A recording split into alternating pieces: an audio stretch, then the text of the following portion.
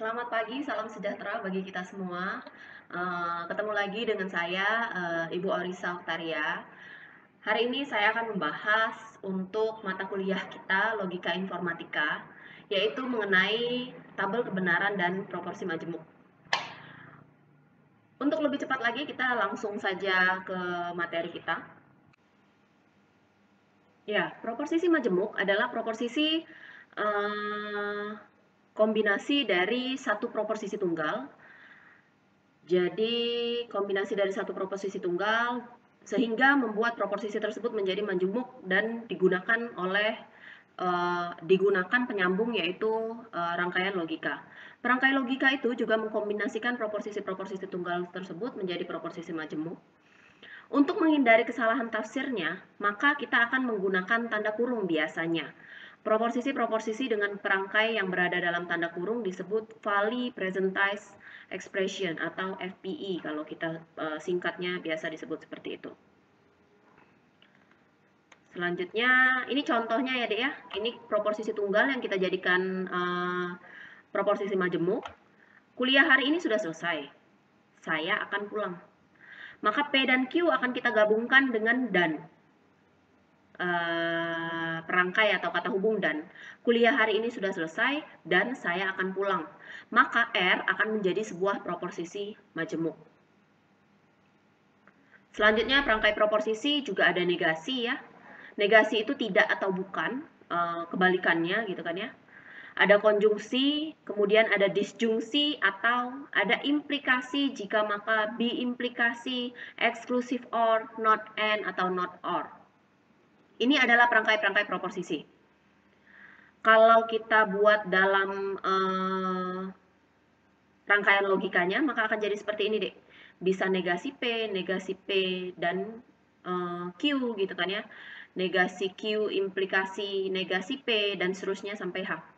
Ini adalah contoh-contoh proporsi majemuk. Ini adalah tabel kebenaran atau truth table. Adalah salah satu perangkat yang digunakan untuk menentukan nilai kebenaran dari proporsi majemuk. Jadi, jika terdapat n proporsi tunggal, maka proporsi majemuk jumlah barisnya adalah n pangkat 2. Maksud dari sini adalah seperti ini, Dek. Ini contoh tabel kebenaran ya.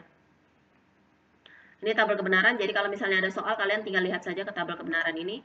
Kalau atau ya, satu aja true, jadi true ya. Kalau atau, satu aja true, maka jadi true. Dua-duanya false, maka jadi false. Kalau dan, harus dua-duanya true. Satu aja false, maka akan jadi false. Sama seperti ini implikasi. Kalau implikasi, yang depannya itu harus true. Dua-duanya true. Kalau yang depannya false, maka jadi false. Depannya true, maka jadi true. Kalau dua-duanya false, maka akan jadi true. Sampai ke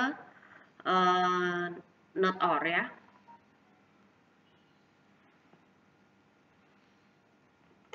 Ini contohnya, Dek. Jika A dan B adalah true, sedangkan C dan D adalah false, maka tentukan nilai kebenaran ini. Penyelesaiannya seperti ini. Ini kalau yang A ya. Ini yang Ibu bilang tadi, A, B, C. Di sini ada 3 proporsi tunggal, Dek. Di sini ya. Di sini ada 3 proporsi tunggal, yaitu A, B, dan C. Maka jumlah baris dari tabel kebenaran ini akan berjumlah 2 pangkat 3. 2 pangkat 3, 8 ya. 1, 2, 3, 4, 5, 6, 7, 8 baris. Akan ada 8 baris tabel kebenaran. Dari soal kita tinggal cari aja dulu dan ya, kita kerjakan dulu FPI-nya. Sudah dapat, baru kita gabungkan dengan A atau dari FPI-nya. Oke, ini contoh yang kedua tadi, yang Ibu bilang tadi ya, kita kerjakan dulu yang paling sederhana, mulai dari yang sederhana, kemudian kita gabungkan sampai ke contoh soal yang akan kita cari tabel kebenarannya. Ini contoh lain juga. Nah, di sini disebutnya PQR. Jadi terserah ya, Dek ya. Bisa A, B, C ini ya. Hanya notasi saja, bisa X, Y, Z, bisa P, Q, R, terserah. Ini tabel kebenarannya. Tabel kebenarannya tinggal kalian lihat di tabel kebenaran yang pertama tadi Ibu berikan sebagai contoh. Oke, jika terdapat ekspresi logika ini, maka yang harus dikerjakan terlebih dahulu adalah proporsi B dan C yang Ibu bilang tadi ya. Baru kita bisa kerjakan A implikasi B dan C. Jika terdapat ekspresi logika seperti ini, kita kerjakan dulu implikasinya, Dek. Karena apa? Karena di sini tanda kurung, ya, tanda kurung yang dibuat di dalam soal. Bu, kenapa Bu? Kalau yang seperti ini justru kita kerjain B dan C. Sama seperti perkalian dan pembagian. Perkalian dan pembagian digabung dengan tambah dan kurang. Kalau tanpa tanda kurung jelas kita mengerjakan tambah dan kurang dulu ya. Tapi kalau misalnya ada tanda kurung di perkalian, ya mau nggak mau kita kerjain perkaliannya dulu. Nah, sama seperti ini deh, sama seperti ekspresi logika ini. Jika terdapat seperti ini, maka yang harus dikerjakan adalah posisi AB karena merupakan FPE atau FPI. Ini contoh dari proporsi-proporsi tunggal. Jadi kalau ada di sini mahasiswa libur kuliah, berarti negasinya mahasiswa tidak libur kuliah. Itu negasinya. Kemudian di sini ada P, proporsi P tunggalnya saya memesan es jeruk. Kemudian Q saya memesan es buah. Kalau dannya berarti saya memesan es jeruk dan es buah.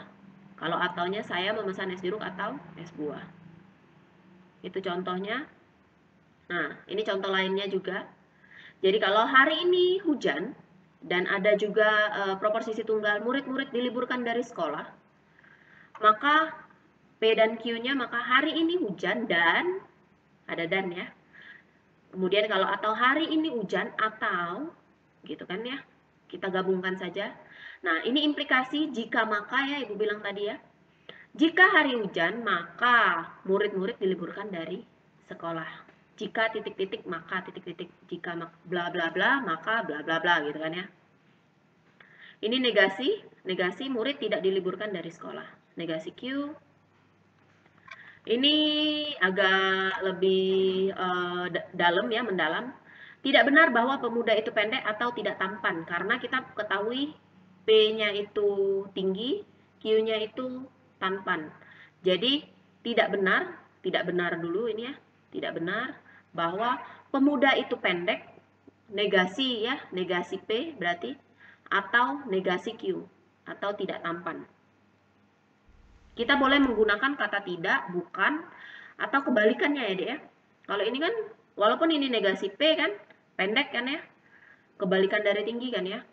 Tidak tinggi ialah pendek, boleh juga kita pakai. Jadi di sini mungkin pertanyaannya, nyatakan ekspresi berikut dalam ekspresi logika. Jadi misalnya Ibu tanya nih, dalam bahasa Indonesia seperti ini, kalian buat dalam ekspresi logikanya. Nah, ini untuk yang menjelaskan FPE tadi. Dari ekspresi logika tersebut, tentukan subekspresi yang menjadi prioritas sesuai dengan urutan prioritas rangkai. Jadi kalau kita punya rangkaian logika seperti ini, yang harus kita kerjakan yang mana? Oh jelas, yang A ini ya A dan B dan C dulu ya. Baru A dan B dan C kita negasikan dengan D. Kalau ini kita kerjain yang mana?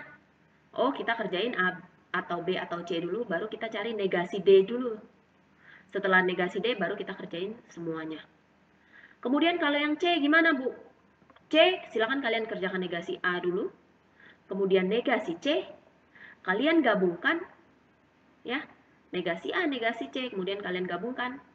Barulah kalian bisa kerjakan rangkaian logika untuk menjadi seperti rangkaian logika C. Contohnya, kalau Ibu punya ekspresi logika seperti ini. Nah, yang harus Ibu kerjakan adalah Ibu kan mau buat seperti ini ya. Di sini ada negasi nih. Oh, ya negasi dulu Ibu kerjakan. Setelah Ibu kerjakan negasi, baru Ibu gabungkan P dan Q. Setelah itu, baru Ibu gabungkan negasi Q dan R. Baru selanjutnya ke rangkaian logika terakhir yang ditanyakan. Oke, Demikianlah yang dapat Ibu sampaikan mengenai pertemuan kedua kita ya, yaitu membahas tadi tabel kebenaran ya. Semoga bermanfaat dan sampai jumpa di video pembelajaran berikutnya.